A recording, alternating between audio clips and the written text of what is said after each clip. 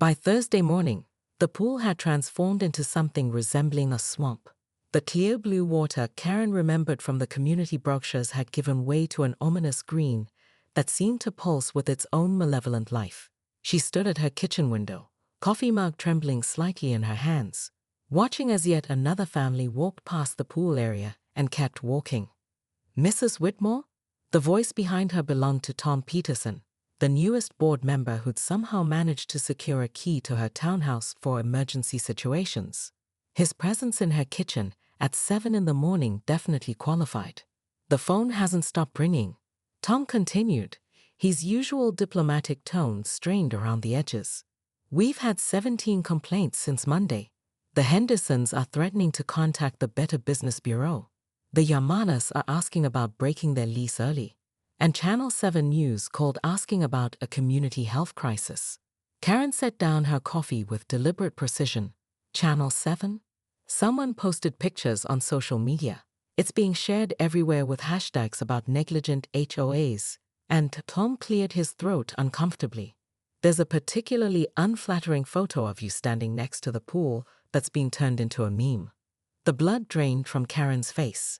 In 37 years of HOA service, she'd never faced anything like this. She'd handled noise complaints, unauthorized paint colors, and even the Great Gnome controversy of 2019, but never anything that threatened to expose Willowbrook Estates to public ridicule.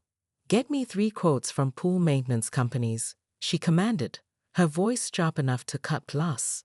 Licensed, bonded, and available immediately. Already did. Tom slid a manila folder across her granite countertop. The cheapest estimate is $4,000 for emergency cleaning and chemical balancing. Most expensive is $7,000, and none of them can start until next week at the earliest. Karen's perfectly applied makeup couldn't hide the way her face went pale. The HOA's quarterly budget meeting had allocated exactly $1,200 for pool maintenance through the end of the year. And emergency cleaning would blow through nearly half that annual reserve fund. There's something else, Tom said quietly. Jim Rodriguez submitted a formal complaint to the county health department about the pool conditions. They're sending an inspector tomorrow morning. The coffee mug slipped from Karen's fingers, shattering against the tile floor in an explosion of ceramic and French roast. If the health department condemned the pool, they'd face fines that could bankrupt the HOA entirely. Insurance wouldn't cover negligence violations. That manipulative little? Karen caught herself before the words escaped. Board members weren't supposed to use that kind of language about residents, even residents who were clearly trying to destroy everything she'd worked to build. Through her window, she watched Jim Rodriguez emerge from his townhouse with a toolbox and head toward the pool. Several neighbors had gathered nearby, including the Hendersons with their twin toddlers and Mrs. Chen with her morning running group. Karen grabbed her clipboard and headed for the door. Whatever Jim was planning, she couldn't let him make this situation worse. The future of Willowbrook Estates, and her own reputation, depended on maintaining proper procedures, even in a crisis.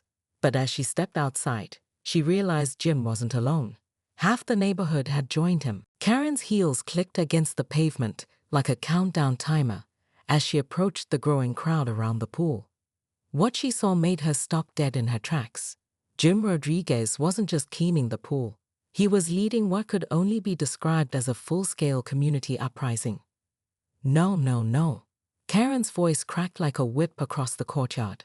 This is exactly what I was trying to prevent. But nobody was listening. Mrs. Chen had already rolled up her sleeves and was helping Jim haul equipment from his garage. The Henderson twins splashed in kiddie pools nearby while their parents organized what looked suspiciously like a neighborhood block party. Someone had set up a folding table with coffee and donuts, and the Yamadas were passing out homemade breakfast burritos. Mr. Rodriguez. Karen planted herself directly in front of Jim, clipboard raised like a shield. I'm ordering you to stop this illegal assembly immediately. You're violating at least 6 different HOA regulations, not to mention creating a public nuisance and… Karen. Jim's voice was quiet, but something in his tone made the entire crowd fall silent. Look around. Really look. Against her better judgment, Karen did. For the first time in months, maybe years, her neighbors were actually talking to each other. Kids who usually stay glued to tablets were helping adults carry equipment. Elderly residents who rarely left their homes were sitting in lawn chairs, laughing at something Mrs. Peterson was telling them. "This isn't about the pool," Jim continued, wringing out a massive skimmer net. "This is about community. Something you used to understand before you got so caught up in your rules that you forgot why we have them in the first place. The rules exist to protect property values and maintain. The rules exist to help us live together peacefully," interrupted Sarah Henderson, bouncing her toddler on her hip. "But when the rules start making our lives miserable, maybe it's time to reconsider them." A murmur of agreement rippled through the crowd, and Karen felt something cold settle in her stomach. She'd spent decades building her authority in this community, establishing herself as the person who kept everything running smoothly. But now, watching her neighbors work together with an enthusiasm she hadn't seen since the community barbecues they discontinued 3 years ago due to liability concerns, she wondered if smooth operation had come at a cost she'd never calculated. "The health inspector is coming tomorrow," Karen said, her voice smaller than she intended. "If he finds violations, then we'll fix them today." Jim gestured toward the pool, where the water was already noticeably clearer thanks to the industrial-grade equipment he'd somehow acquired overnight. Mrs. Chen used to run a commercial pool maintenance company before she retired. "The Yamadas have a water testing kit from their old house. Between all of us, we've got everything we need."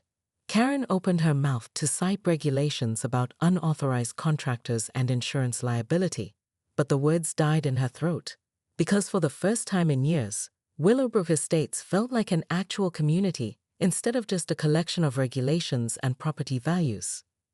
"Ma'am?" A young voice piped up beside her. One of the Henderson twins, maybe 4 years old, was tugging on her pristine white skirt with grubby fingers. "Do you want to help us fix the pool?" Karen looked down at the child's hopeful face, then back at the organized chaos surrounding her.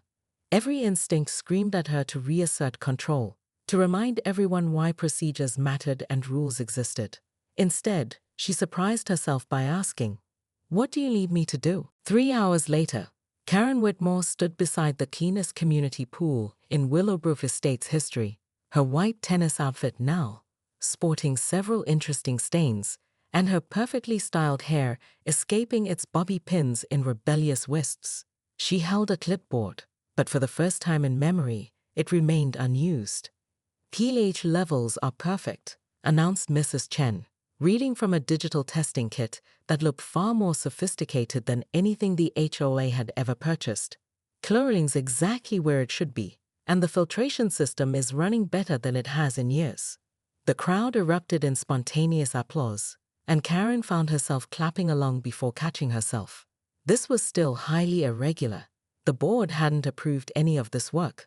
There were liability issues to consider, insurance implications to review, proper procedures that had been completely ignored, but the pool sparkled like something from a resort brochure. "Mrs. Whitmore?" Jim Rodriguez approached her with something that looked almost like an olive branch. "I owe you an apology. You were right about one thing. This is community property, and decisions about it should go through proper channels." Karen blinked, certain she'd misheard. In all their conflicts over the years, Jim had never once admitted she was right about anything. But he continued, "Maybe we could work together to update those channels. Make them more responsive to actual community needs." Before Karen could formulate a response, her phone buzzed with an incoming call. The display read County Health Department, and her stomach immediately clenched back into its familiar knot of anxiety. "Mrs. Whitmore, this is Inspector Davis. I'm calling about the pool inspection scheduled for tomorrow morning." "Yes, sir. We're prepared for your visit and, actually, that's why I'm calling. We received some updated information about the situation. Photos showing the pool has been restored to proper condition. I wanted to confirm before I waste a trip out there." Karen glanced around at her neighbors, all of whom had gone suspiciously quiet. Mrs. Chen was smiling innocently while the Henderson twins built elaborate sandcastles in the sandbox that somehow materialized near the pool deck. "The pool is operational," Karen said carefully. "Excellent. In that case, I'll cancel tomorrow's inspection. But Mrs. Whitmore, Next time something like this happens, address it immediately. Communities that let problems fester tend to face much more serious consequences down the road. The call ended, leaving Karen staring at her phone in bewilderment. Around her, the neighborhood celebration continued, but she noticed something new in the way people looked at her, not fear or resentment, but something that might have been respect. Karen, Sarah Henderson, approached with a paper plate loaded with what appeared to be homemade cookies. We were thinking about making this a monthly thing. Community pool cleaning day, followed by a potluck lunch. Would you be interested in helping us organize it? Karen looked at the cookies, then at the sparkling pool, then at the faces of neighbors she'd spent years managing rather than knowing. Yes, but we'll need to establish proper guidelines, safety protocols, insurance considerations, scheduling procedures. Of course, Sarah nodded seriously. We wouldn't want to do anything unsafe or improper. As the afternoon sun cast long shadows across the courtyard, Karen realized something had fundamentally shifted in Willowbrook Estates. The rules were still important, but maybe, just maybe, they worked better when the community helped shape them. But as she watched Jim Rodriguez pack up his equipment, she noticed him pause to study something on his phone. His expression darkened, and he glanced toward her townhouse with a look that made Karen's newly relaxed shoulders tense again. Some battles, apparently, were just beginning.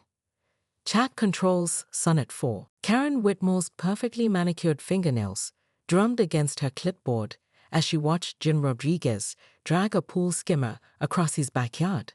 The audacity, the sheer, unbridled audacity of this man to think he could repair community property without HOA approval made her eye twitch in that familiar way that signaled trouble was brewing in Willowbrook Estates. Excuse me.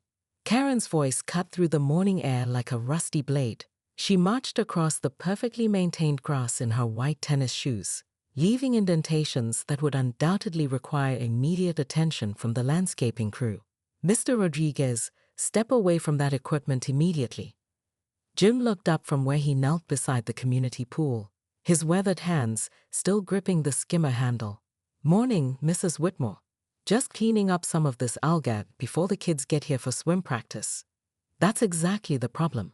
Karen's voice rose an octave, and Mrs. Chen, across the street, paused her morning jog to watch the unfolding drama. Section 12.3b of our HOA guidelines clearly states that all maintenance and repair work must be pre-approved by the board and performed by licensed contractors only. You cannot simply decide to fix things because you feel like it. Karen, it's algae.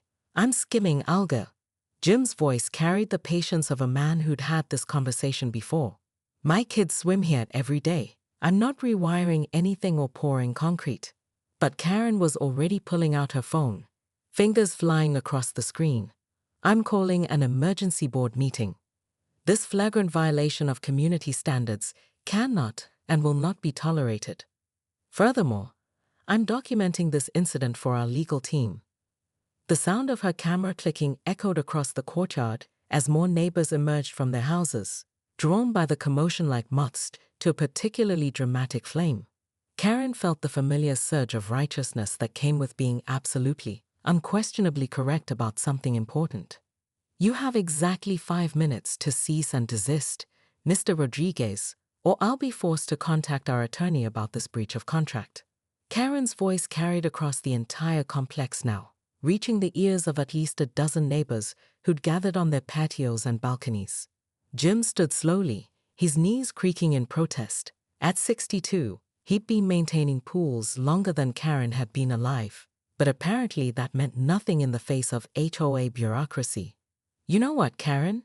You're right. This is community property. So why don't you take care of it? He dropped the skimmer with a splash that sent murky water cascading across the pool deck, turned on his heel, and walked back toward his townhouse. The sound of his sliding door slamming shut punctuated the morning silence like an exclamation point. Karen stood alone beside the pool, clipboard clutched to her chest, feeling both victorious and strangely hollow. Around the courtyard, neighbors slowly retreated to their homes, shaking their heads and whispering among themselves. She'd won, but somehow the victory felt more like the opening move in a game she wasn't sure she wanted to play. The algae continued to multiply in the abandoned pool.